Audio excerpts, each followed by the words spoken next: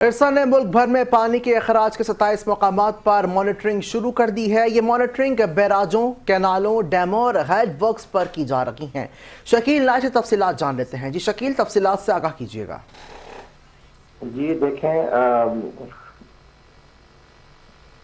ارسا نے ملک بھر میں جو پانی کی تقسیم ہے اس سلسلے میں ٹیلی میٹری سسٹم لگانے کے لیے صوبائی حکومتوں اور آبپاشی کے جو انجینئر ہیں ان کو دورہ اٹلی اور جرمنی کا دورہ کرانے کا اعلان کیا ہے۔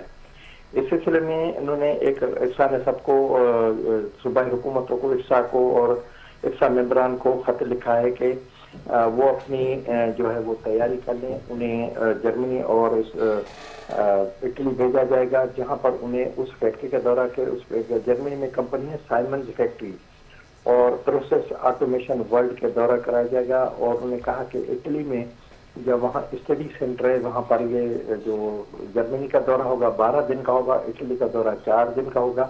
اس نے کہا کہ وہاں آپ بھی یہ ساری چیزیں اپنی آنکھوں سے دیکھیں، جس میں واپڈا کے افسران، آپ صوبائی آبپاشی کے افسران، ارسا ممبران اور کنسلٹنٹ ہوگے، تاکہ جو ٹیلی میٹری سسٹم خرید کیا جائے تو اس کے لیے جو ہے وہ فیصلہ کر سکے۔